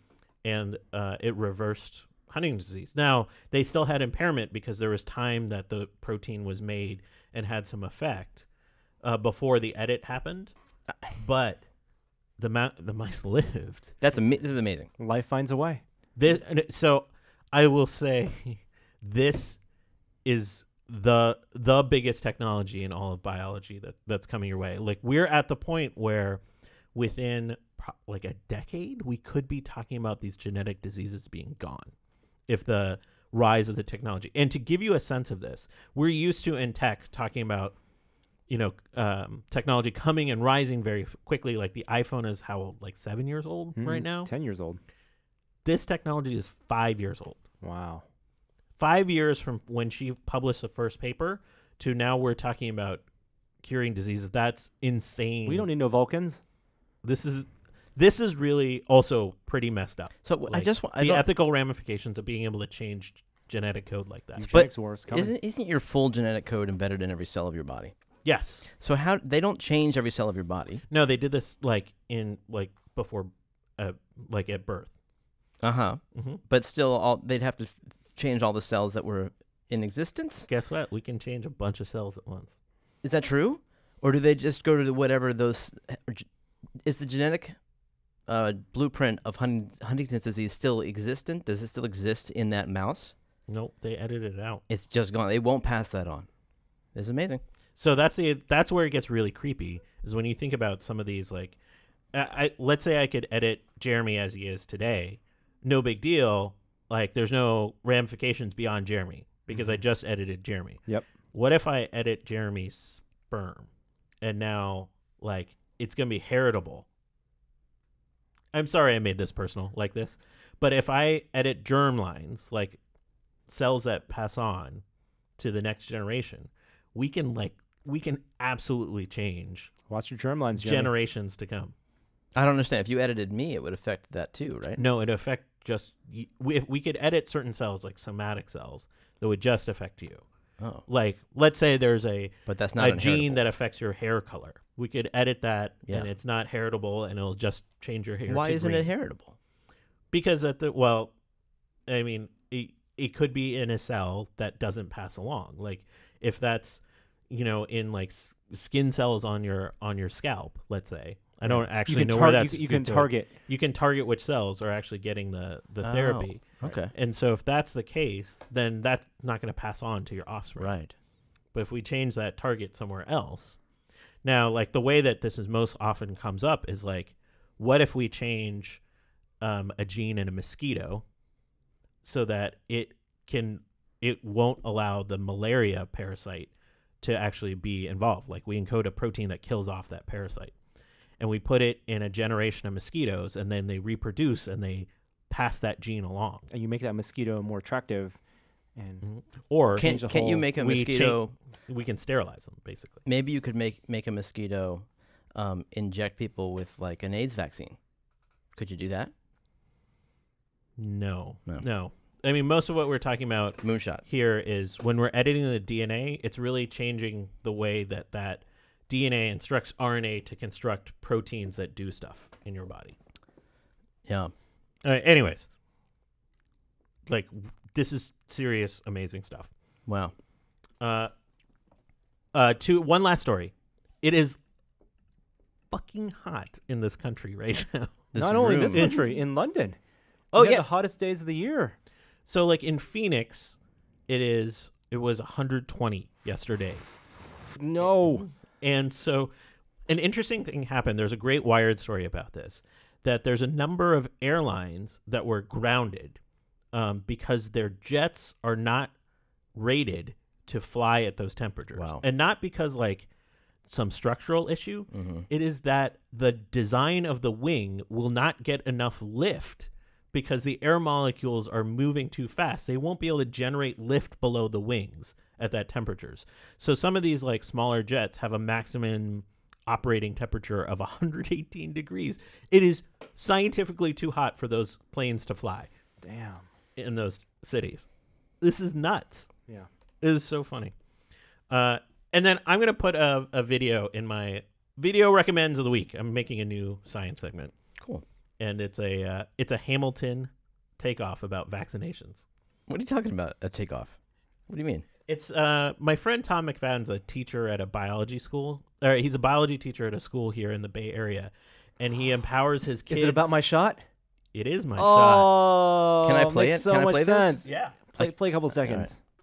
You gotta start. I am not going to get my shot. I hate having to get my shots. Hey yo, shots make me nervous because I don't know their purpose, so I'm not going to get my Okay, shot. that's amazing. Don't be scared. I'm here to help you grow stronger. That looks great. All right. It's his 8th grade students at this school called Nueva School write the lyrics, design the video shoots and stuff, and they're all takeoffs of popular culture. And they're all super scientifically accurate. It's great. Sign me up. Holy smokes. All right. The VR Minute. Virtual reality this week. How good does it feel for you to hear that music again? So good. So good. It would feel even better if Valve would send us a Steam VR Knuckles controller. A pair of them, even. What? This came out of nowhere. I mean, we saw the hints of it before, but Yeah, they had shown its developers. And I didn't expect documentation. Well, the documentation is there. So what we're talking about is on the Steam community website. There is now official developer documentation for setting up the Knuckles controllers, the quick start guide. And what that means is that Valve is shipping these controllers as prototypes to developers. So what is a Knuckles controller? The Knuckles, it's the new version of the Steam VR controller. It's the one that you don't need to hold onto. It wraps around your wrist. It's kind of like a combination of the Vive controller and the touch controller. Right, with one big difference is that you don't actually need to grip it. That's so right. the big pitch is that you could, for example, play football with this and make the football throwing motion and let go of the controller, but because it's wrapped around your knuckles, you can let go and it would detect that. It also gives you more parity, Valve more parity, and Steam VR more parity with the touch controllers with finger tracking, and actually tracks more fingers now than the touch controller. So what this documentation has revealed is exactly how many sensors are on the Knuckles controller. There's of course a trackpad at the top for thumb position. We expected thumb. that. Yep. There's a trigger for index finger, and then the grip of the controller, which you can hold or passively just let hang there, has 3 sensors, one for each of the rest of the fingers, middle, ring, and pinky fingers. But interestingly, unlike the touch controller, it's not binary. So it can potentially sense how much you're gripping it, the curl of your fingers. Right. They're capacitive sensors that span, I don't know if it's the length of a finger, but at least a whole width. So it can also programmatically know whether it's a full grip, a half grip, or a full release, or whether you're the movement of releasing, for example, or gripping, which is super cool. If you pair that with animations, grabbing a sword or grabbing a stick in midair, you can get full finger animations, or lifting only one finger. Or yep, and this can be built into. I think the developers can use it in SteamVR Home, and you can throw up whatever signs you want with your fingers now. They've also added another GPIO button at the top. So normally, like you had the system button and the menu button, yes, there's going to be 2 now. So 2 in addition to the home which button. is just like that the Vive competitor, like the new not HTC, but the other guys, not Vive competitor, the other HTC competitor. Yeah, the other SteamVR. Yeah. Yes. Is there a game you'd actually want to see this in now that exists? Well, it makes sense. I have a big hole in my wall because a friend of mine threw a controller across the room, so that won't happen anymore. Yes, that's good. As far as like what game, I mean, the touch controller is just, I think it's it's more comfortable. So I'm excited about the form factor. How this new capacitive touch stuff will work out, I'm less excited about that. I mean, I actually think there's a lot to be said for triggers because it is a haptic feedback, as rudimentary as it is. And I'm not sure, beyond gesture control. There's not going to be any haptics in this? There's not going to be any vibration? No, I'm sure there will be. Yeah. But the actual trigger, like on the touch, you have 2 triggers. You have the front one and the one underneath for gripping. And I do like that because you feel it. It's like you touch it and you get that sensation of squeezing an analog trigger. You won't get that with the cap sense. I mean, that said, though, I can't think of any game that actually needs analog control down there. And I have complete faith in Valve because they have been doing this longer than anybody. Now, an ergonomics question is what the neutral position of your hand is when it's holding this controller. And I think the Touch did a good job with its neutral position being almost like we always say it's like a Wii nunchuck, where it's as if you have your hand loose. While you are gripping it, you don't feel like you're actively like squeezing. And just looking at the silhouette of the Knuckles controller, it still looks more like a joystick than it does a nunchuck, a joystick handle, where you're still gripping with your 3 fingers as opposed to it being more of a neutral position. I don't know. I still haven't used it. I would love to use it. The other thing that we learned from this setup page is that the battery life is 3 hours. Well, that's for the dev kits. I'm Yes, sure that'll be expanded. Yeah. But it is rechargeable. Yes. Yeah. And it calibrates. It continually calibrates. So the first thing that you have to do with these dev kits is you have to hold it gently, release for 1 second, and grab it again. Right. And then maybe a couple times in order for it to calibrate onto where those fingers are for that cap sense for the lower 3 fingers. Every time you use it? Or just that first time? No, I think just the first time. They're saying for the release that won't be a factor. But then it continually learns. And so it's always adjusting to where your fingers are so it can get a sense of where your 3 fingers are supposed to lay. Calibration is going to be it's a normalized thing. It's going to be a fact of life if you're using these type of controllers, if you're using eye tracking, for example. And I don't know. I mean, it's like playing an Xbox game and inverting your thumbstick. It's just going to be part of game setup or system setup. Yeah, I'm always concerned about fracturing the controllers between the 2 major PC platforms, and I don't see anything here that will make or break games. But who knows what Valve is working on? You know, I'm sure whatever they're doing is going to make use of all of these features.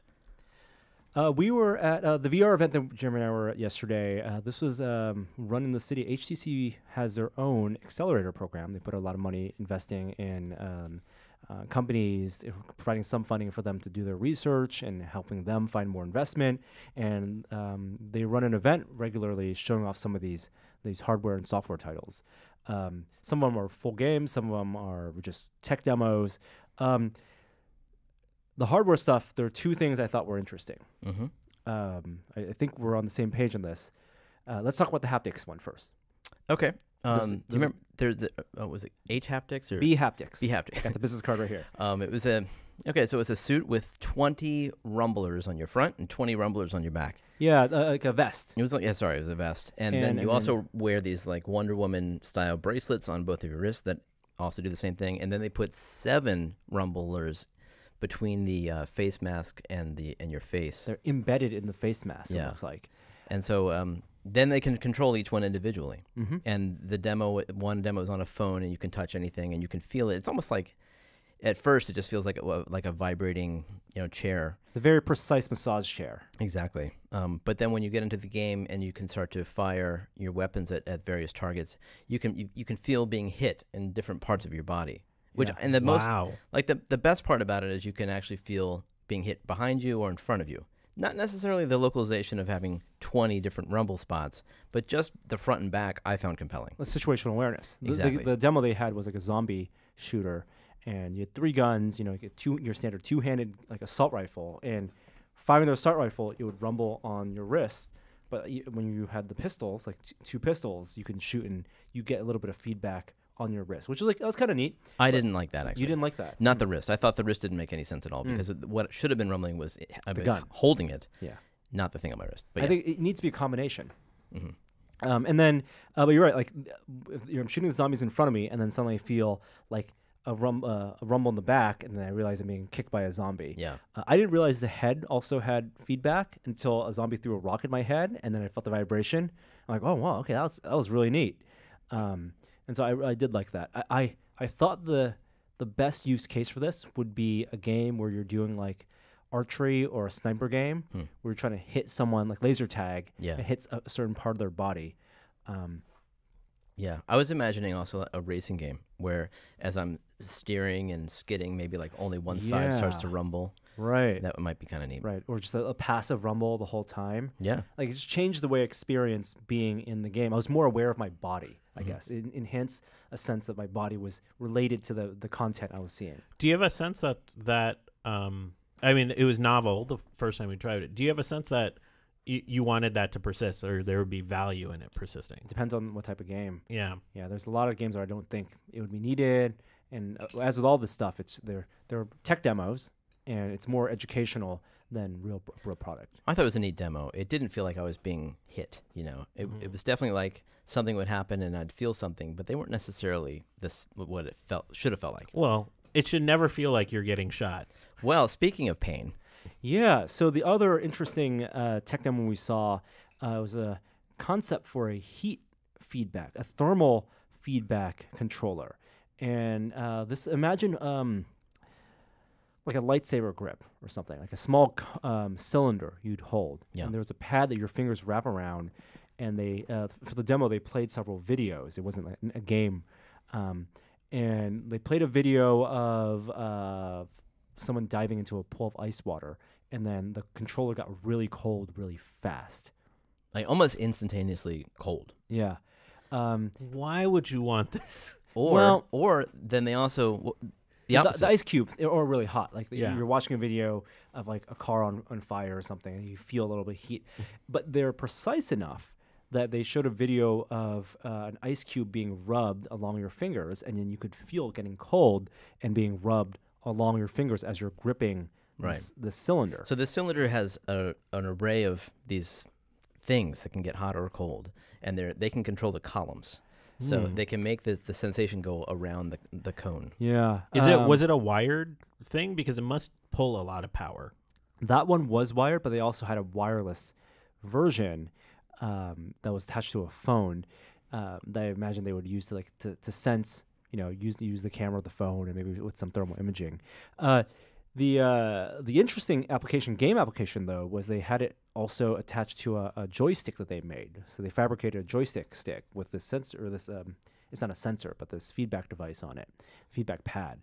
And the demo they had was flying a spaceship up or down toward the ocean or up towards space with thrusters. And if you flew it up, the controller got warmer. And you flew it toward the ocean and got colder. It was pretty neat. And I thought that was a really interesting application. If I'd want to see, like, I could imagine playing Elite Dangerous and getting heat feedback based on like afterburners or or damage, for example. Yeah, your gun heating up as a way of telling you it's about to.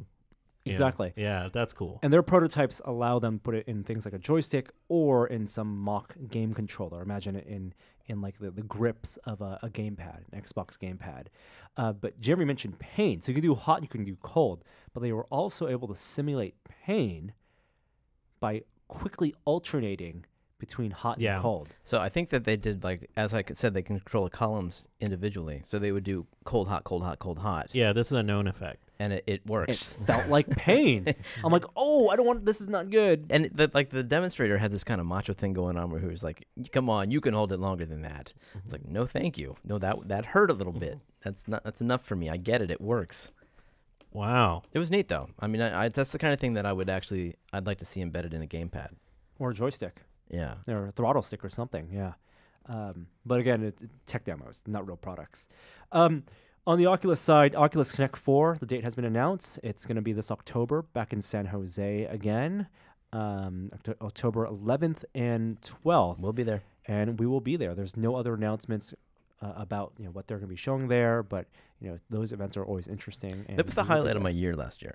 Really? Yeah, definitely. And even including this year's E3. I'm more excited about Oculus Connect than any other. What was the first time we played Lone Echo? Maybe that's why. And that game is coming out next month. In beta tomorrow. What? The beta starts tomorrow through Sunday. Holy And smokes. is Arena coming out in that beta too? That is the beta. Oh, yeah. Okay. Well, that's what we're playing tonight. Yeah. Dang. Tomorrow. Tomorrow. Yeah. But you can install. Well, we are on the VR Minute. Yeah, you can install it. You can install the early access right now on the Oculus Home. You have to pre-order the game? No. I'm Okay. telling you, everybody gets Echo Arena for free. Oh, For a yes. limited time. So you want to go install that right now because it gives you a demo. So little tutorial. You can dive in there. You get to throw a disc once, but then you get to experiment with moving around Grabbing. and the locomotion. And I'm telling you, this is the locomotion to beat. I believe you completely. I'm totally sold on this. Yeah. If we do this, we have to stream it. Because after the Bridge Crew experience, Definitely. I'm really convinced that's However, the best way for us to do these things. The beta test is for their purposes to improve their matchmaking. So you cannot choose your parties for the beta. Oh. So it's only random matchmaking. Ooh, But okay. with the limited number of players, maybe we'll get hooked up. In any case, like I really believe, I mean, I haven't said this about any VR game, but I think Lone Echo could be the killer app for some players. I think this could be a system seller. Wow. Yeah. All right. Mage's Tale also out for VR. This is the action RPG, the dungeon crawler in VR. I'm going to try that this weekend as well. Yeah, I played about an hour and a half. It starts out really easy, but I just want to go through the story. I guess that's just VR right now. You got to assume people don't have a whole lot of experience. I'll be curious to see what you think. It's not bad. The puzzle stuff is fun. There's also there's a tech demo that we didn't get a chance to run, and a bunch of websites did get to try it. If you work at Varjo, reach out, because I'd love to see this. This is ex-Nokia employees. They have a prototype headset. Now, it's really just a modified version of an Oculus Rift, but what they're pitching is the ability to solve the screen door effect by having a high density, very high density screen in a VR headset. The caveat, if you read closely, is that that's not a full FOV screen. This is a subset, a small window in your screen. And it's not a foveated rendering either. It's not eye tracking. It's right in the center right now in their tech demo. Right. Their hope is that they can reposition that window or enlarge it. But unless that blends perfectly, like I don't understand how that's going to work. I would have to try it out. It would make you want to always look forward, which is kind of crippling in a way. But maybe it would be so compelling that you'd get used to it. I'd be very curious to try this. But they have a demo, and it's supposedly from people who've used it. They said maybe it's a contrast because they're using a Rift as their base headset with the screen being in the center, the window being the center of that FOV. So anyone who's a Rift knows that the Rift has a certain look. It's not exactly a screen door effect, but you do see the pixels. But they said it's like looking through a window into a super high resolution area that was crisp beyond belief. Yeah. Did you see Palmer subtweet this thing? No. What do you mean subtweet? He kind of came out and he was like, "That's not how this works." What do you mean? He basically linked to either this story or some other one. I might be getting this wrong, but I'm pretty sure he like linked to a story that was talking about this device and put up a meme that said like, "That's not how any of this works." You mean that whoever wrote the story, like the Verge in this case, maybe got some things wrong? Interesting. Or this company's attempt to solve screen door effect. That's not the right direction. They should be I going wonder in. what he meant. Yeah. I don't know. I can't imagine anything's going to work until we just get high-res screen everywhere. Even foveated rendering, I just can't see the latency being low enough to be awesome. Give me 120 hertz 4K. That's my next gen. Yeah, and that'll happen. You think that's the leap? That's a pretty big leap. Well, 4K 120 hertz I can see, but no, 4K is the next logical leap. I'm okay with 90 hertz. I think the 4Ks are there. The 4K screens just need to be mass produced, and I want 120 hertz 4K. Tetherless. While you're at it. Please. Yeah. Is that it?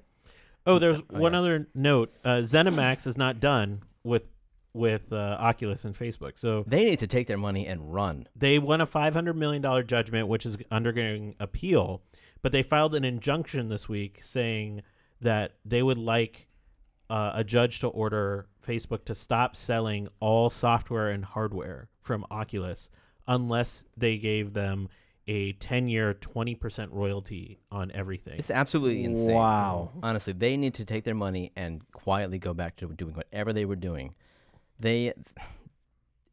Oculus or Facebook was acquitted of any kind of IP theft. They were only found guilty of breaking the NDA. Hey, I'm with you. That's pretty much exactly what the legal response from Oculus was. But there's no way. We thought this was over. I mean, we thought the money would be like fought over, whatever. Maybe not. Maybe this is going to drag on. Absolutely insane. Let it go.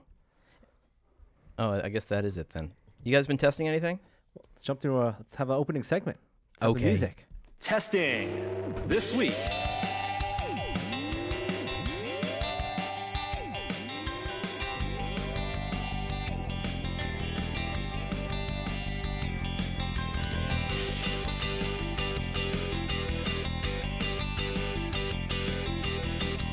Hey, what have you guys been testing?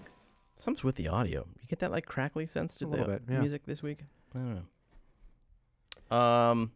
Gosh, you go first. All right. Well, I got a Surface Pro, the new one. Wait, like I'm using it right now. Okay, great. Okay. I didn't even tell because it looks a lot like the Surface Pro. A lot Pro like 4. the old one. But it has the Alcantara. Yeah, what is that?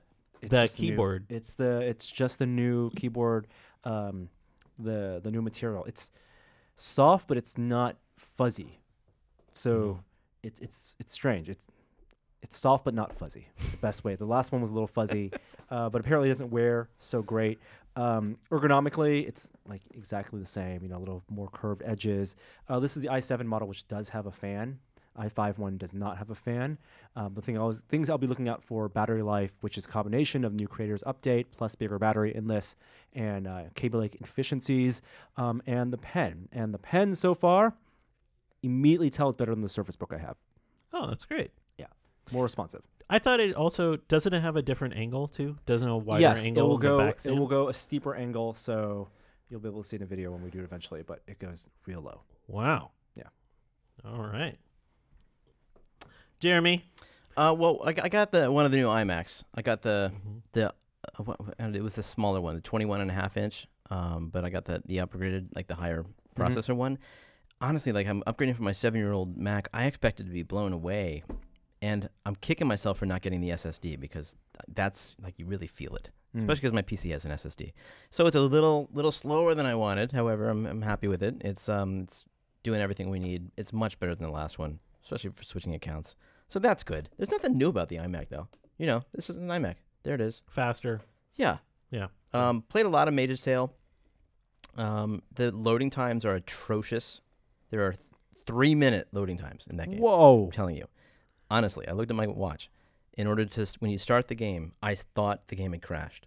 You just got to be patient. Wow. plays this annoying music, but that has been well reported, and hopefully they'll fix it. And other than that, it's a good game. I mean, it's got good puzzles, good graphics. It's got this cool system where you can make your own spells, decide what color they are, what augmented abilities they have. It's fun. My second beer is almost done in the Pico Brew, and I fully committed to going back to Dragon Con, and that's my end mark for finishing my Infinity Gauntlet build. Oh, wow. So I started back into that project. I think I'm almost 3 fingers done. Aren't we going to light that up? I want to light that up with you. Yeah, but I got to build like the basics of it. Okay. What I haven't figured out at this point is I want it to do this thing where when you close your hand, it lights up. And so I haven't mapped out if there's enough room like near the thumb for the electronics for that. Yeah. Oh, you don't need to do it in the thumb. Just do it in the angle. Yeah, that's what I mean. Like in this kind of area, not in the actual thumb part. Like somewhere here is where that needs to be for it to happen, I think. Cap sense. It's also like, all these gauntlets have like a leather glove underneath them, below all the metal. And so it's also like finding like a level of comfort with sort of like a soft material. Like so you're doing a leather glove with an external shell. Yeah. We should talk about this offline because I think it'd be a great project to do. Speaking of projects, we have a couple new videos for our community. There's a new Bits to Atoms where Jeremy and Sean add sound and smoke to the codename Colossus. It was a really fun project, and thank you guys for doing that because now our codename Colossus emits smoke. Yeah. and is it based on the technology that Sean developed for the Ghost Trap? Indeed. And he has written up a 20-page guide to setting up electronics for the Ghost Trap if you want to deep dive and adding smoke to your electronics. And then also the newest episode of Science in Progress is now live on the site. This is episode 2, where Kishore, you and Indra explore 3D printed organ development. Specifically an artificial kidney. Yeah. And I do something weird with a lamb heart. It's really fun to watch. So check that out, and it's good to be back. Thank you guys for holding down the fort. And thank you guys out there for continuing to support us and listening to the podcast. We'll be back next week with another episode. But until then... No. One more thing. Say one more thing. And we got one more thing. guys. No, it's Jobsian of you to say one more thing. Gosh. Let's see. You just... All right. What's this one? The mumbling is the best part. Hi there, I didn't see you. Test it.